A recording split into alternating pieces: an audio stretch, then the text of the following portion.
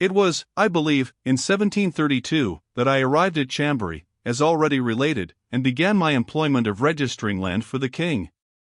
I was almost 21, my mind well enough formed for my age, with respect to sense, but very deficient in point of judgment, and needing every instruction from those into whose hands I fell, to make me conduct myself with propriety, for a few years' experience had not been able to cure me radically of my romantic ideas, and notwithstanding the ills I had sustained, I knew as little of the world, or mankind, as if I had never purchased instruction.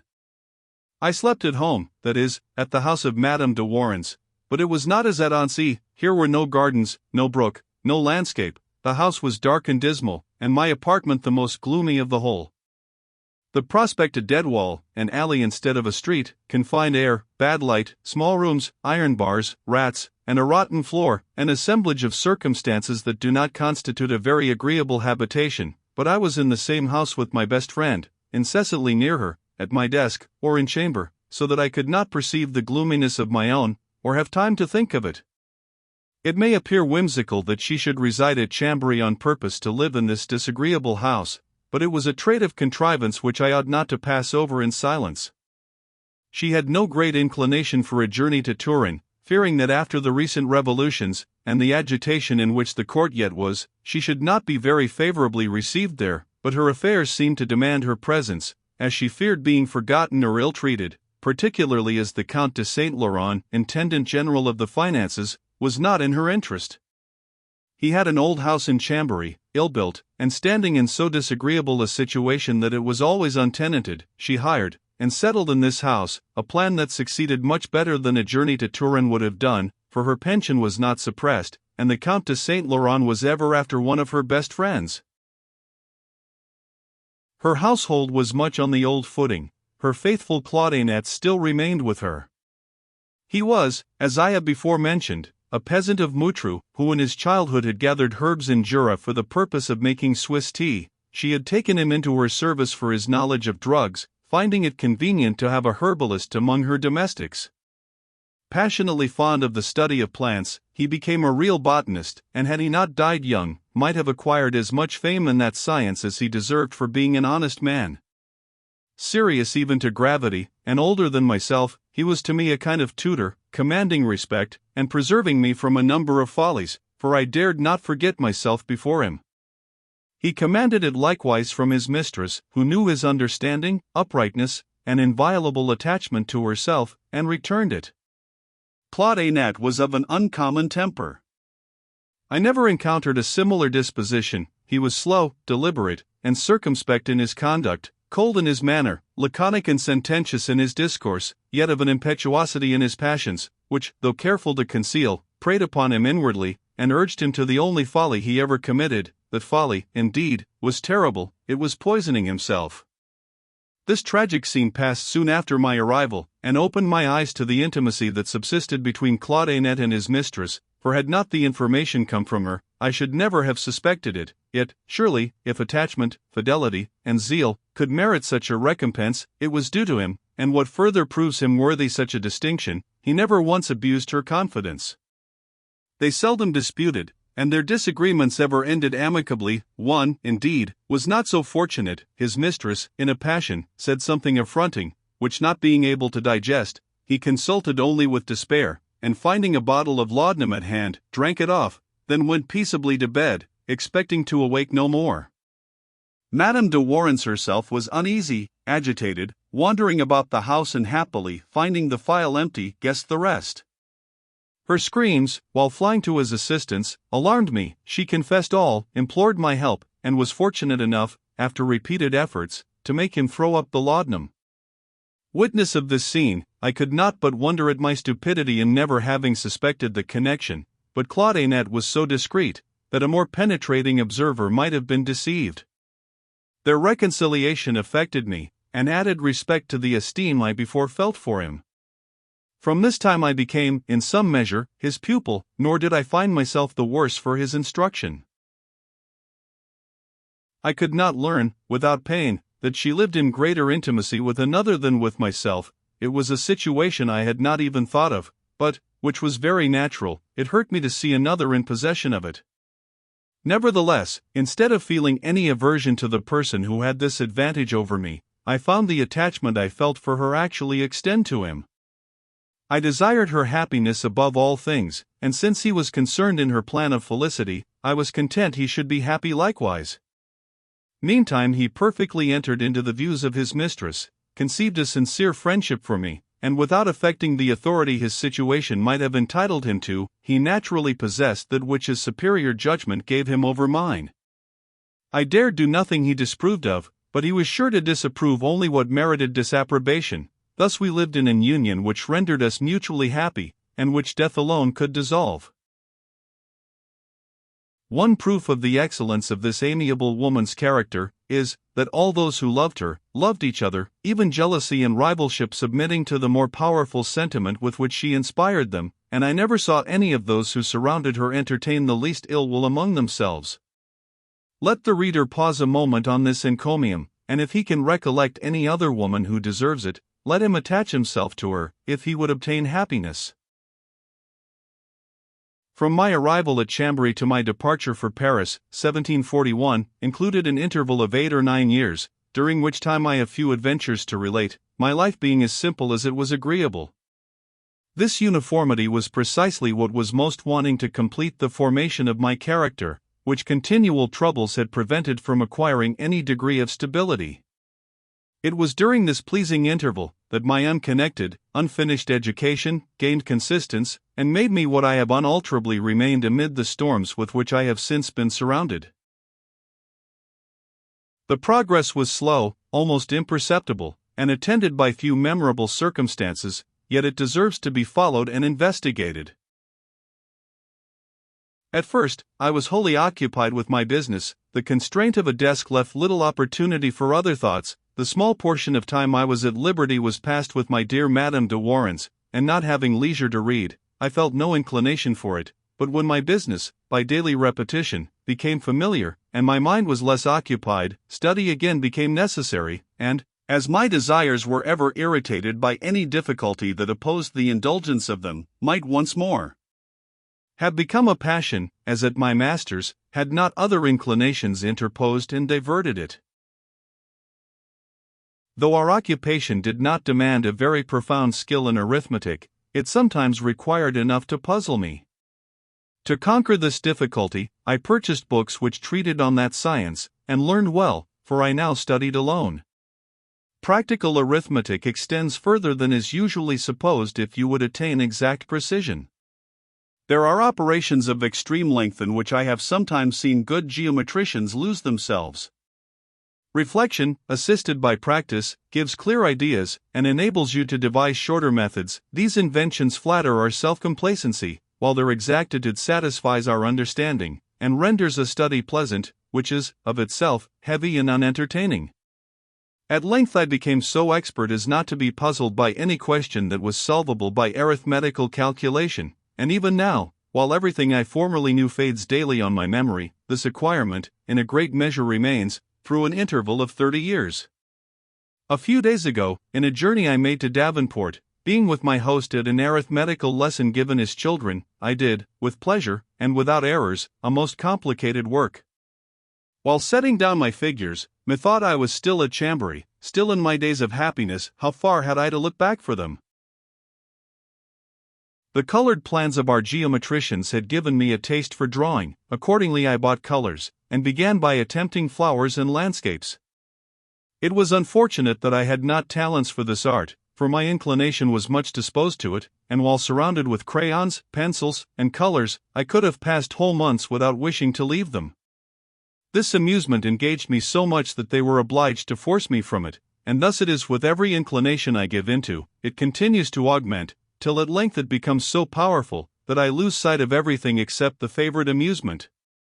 Years have not been able to cure me of that fault, nay, have not even diminished it, for while I am writing this, behold me, like an old dotard, infatuated with another, to me useless study, which I do not understand, and which even those who have devoted their youthful days to the acquisition of, are constrained to abandon, at the age I am beginning with it. At that time, the study I am now speaking of would have been well placed, the opportunity was good, and I had some temptation to profit by it, for the satisfaction I saw in the eyes of Annette, when he came home loaded with new discovered plants, set me 2 or 3 times on the point of going to herbalize with him, and I am almost certain that had I gone once, I should have been caught, and perhaps at this day might have been an excellent botanist, for I know no study more congenial to my natural inclination than that of plants. The life I have led for these 10 years past, in the country, being little more than a continual herbalizing, though I must confess, without object, and without improvement. But at the time I am now speaking of I had no inclination for botany, nay, I even despised, and was disgusted at the idea, considering it only as a fit study for an apothecary. Madame de Warens was fond of it merely for this purpose, seeking none but common plants to use in her medical preparations. Thus botany, chemistry, and anatomy were confounded in my idea under the general denomination of medicine, and served to furnish me with pleasant sarcasms the whole day, which procured me, from time to time, a box on the ear, applied by Madame de Warens. Besides this, a very contrary taste grew up with me, and by degrees absorbed all others. This was music. I was certainly born for that science. I loved it from my infancy, and it was the only inclination I have constantly adhered to. But it is astonishing that what nature seemed to have designed me for should have cost so much pains to learn, and that I should acquire it so slowly, that after a whole life spent in the practice of this art, I could never attain to sing with any certainty at sight. What rendered the study of music more agreeable to me at that time, was being able to practice it with Madame de Warens. In other respects our tastes were widely different. This was a point of coincidence, which I loved to avail myself of. She had no more objection to this than myself. I knew at that time almost as much of it as she did, and after 2 or 3 efforts, we could make shift to decipher an air.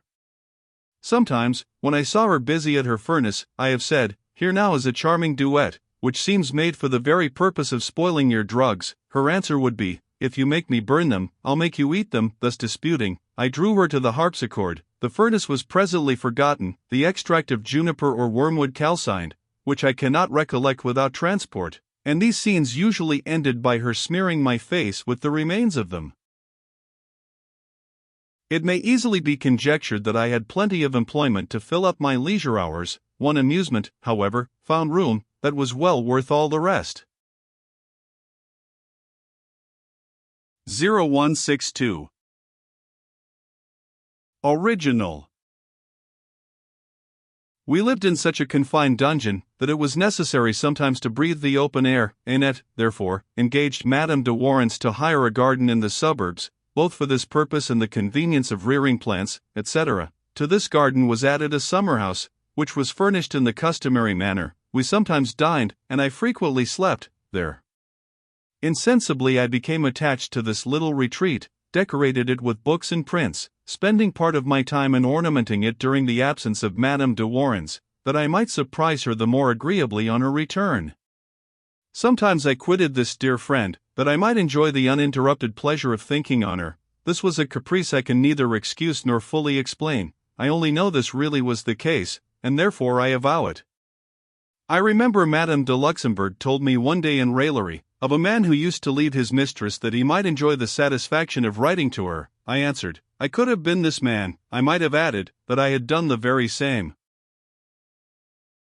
I did not, however, find it necessary to leave Madame de Warens that I might love her the more ardently, for I was ever as perfectly free with her as when alone, an advantage I never enjoyed with any other person, man or woman, however I might be attached to them. But she was so often surrounded by company who were far from pleasing me, that spite and weariness drove me to this asylum, where I could indulge the idea, without danger of being interrupted by impertinence.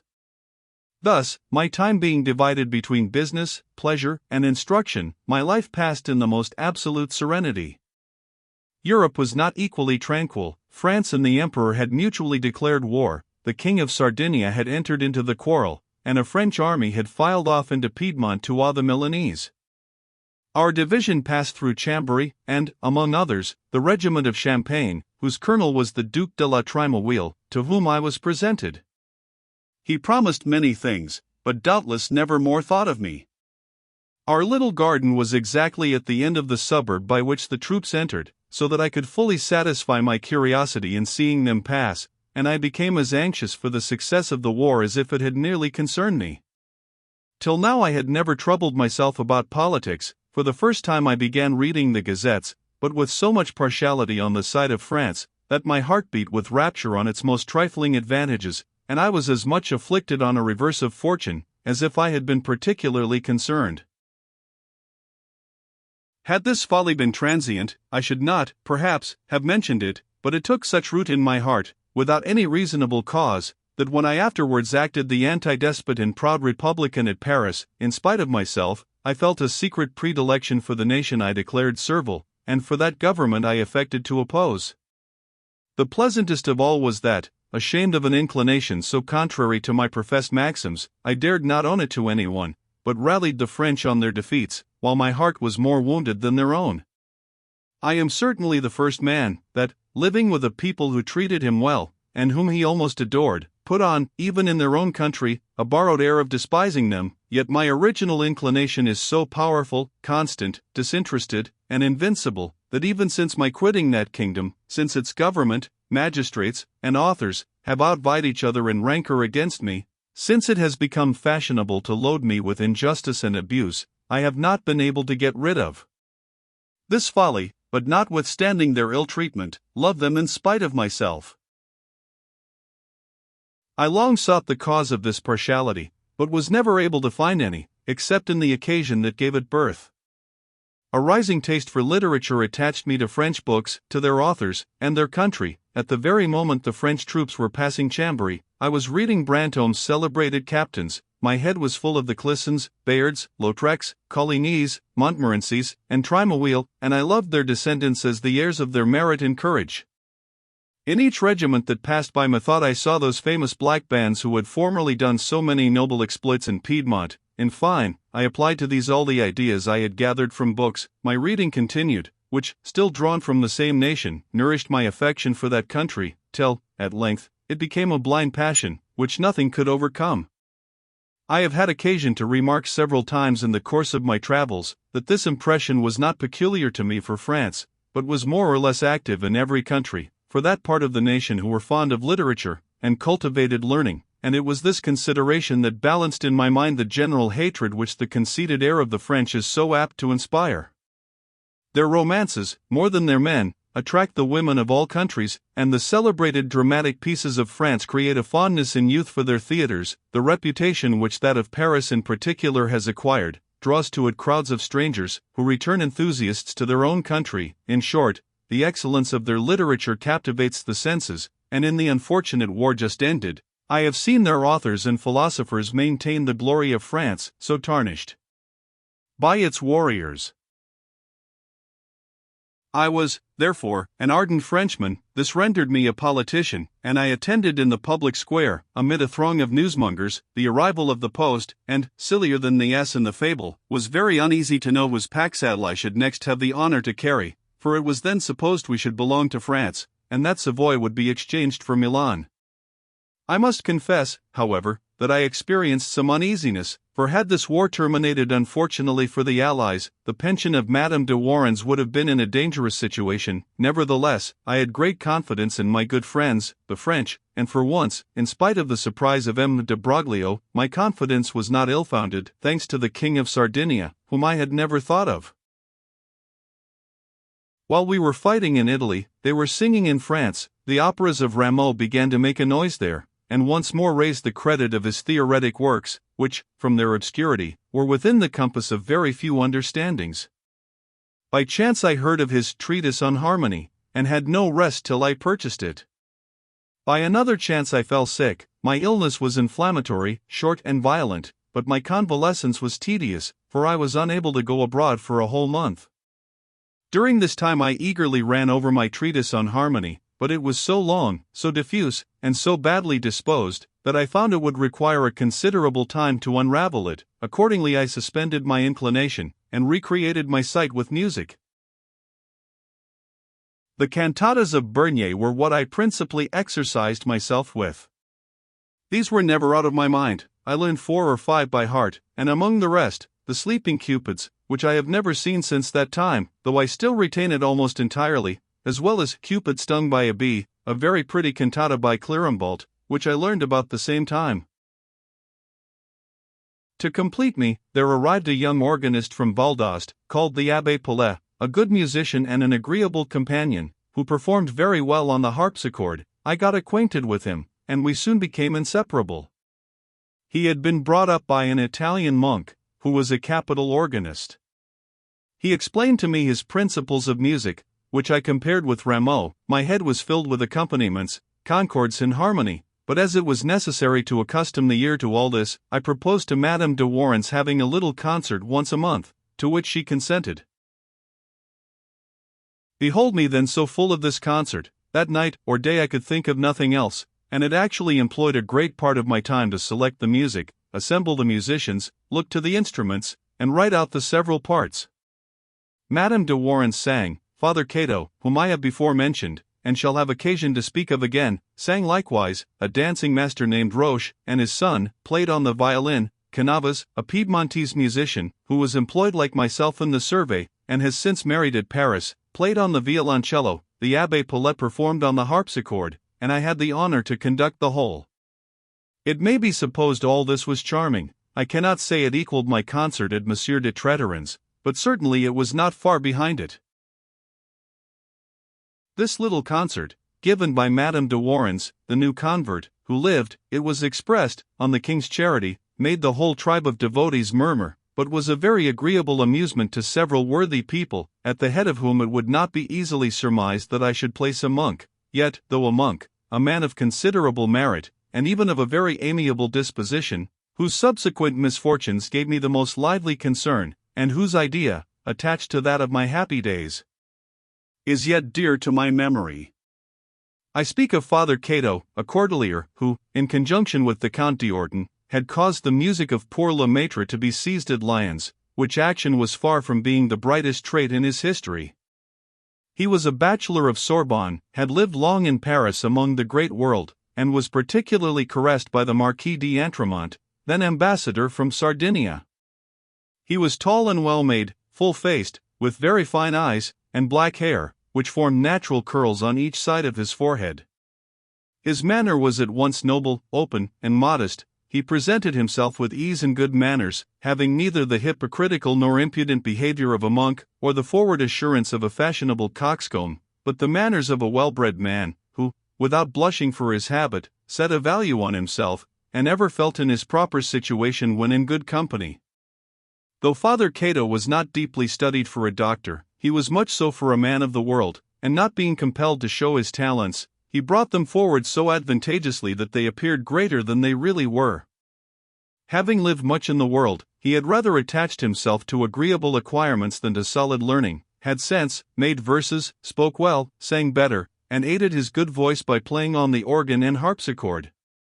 So many pleasing qualities were not necessary to make his company sought after, and, accordingly, it was very much so, but this did not make him neglect the duties of his function. He was chosen, in spite of his jealous competitors, definitor of his province, or, according to them, one of the greatest pillars of their order.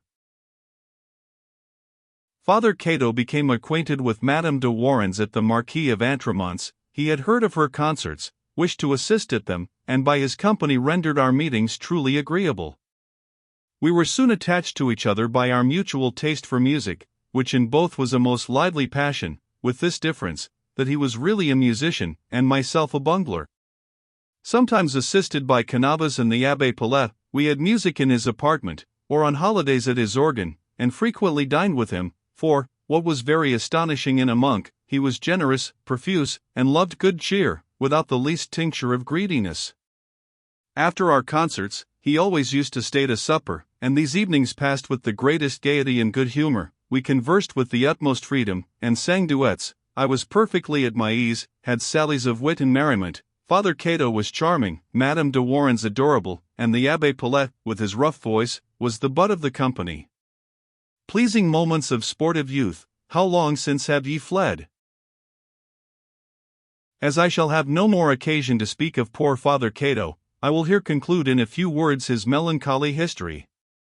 His brother monks, jealous, or rather exasperated to discover in him a merit and elegance of manners which favored nothing of monastic stupidity, conceived the most violent hatred to him, because he was not as despicable as themselves. The chiefs, therefore, combined against this worthy man, and set on the envious rabble of monks, who otherwise would not have dared to hazard the attack. He received 1,000 indignities, they degraded him from his office, took away the apartment which he had furnished with elegant simplicity, and, at length, banished him, I know not whither. In short, these wretches overwhelmed him with so many evils, that his honest and proud soul sank under the pressure, and, after having been the delight of the most amiable societies, he died of grief, on a wretched bed, hid in some cell or dungeon, lamented by all worthy people of his acquaintance, who could find no fault in him, except his being a monk. Accustomed to this manner of life for some time, I became so entirely attached to music that I could think of nothing else. I went to my business with disgust, the necessary confinement and assiduity appeared an insupportable punishment, which I at length wished to relinquish, that I might give myself up without reserve to my favorite amusement. It will be readily believed that this folly met with some opposition. To give up a creditable employment and fixed salary to run after uncertain scholars was too giddy a plan to be approved of by Madame de Warrens, and even supposing my future success should prove as great as I flattered myself, it was fixing very humble limits to my ambition to think of reducing myself for life to the condition of a music master. She, who formed for me the brightest projects, and no longer trusted implicitly to the judgment of M. Diaban, seeing with concern that I was so seriously occupied with a talent which she thought frivolous, frequently repeated to me that provincial proverb, which does not hold quite so good in Paris,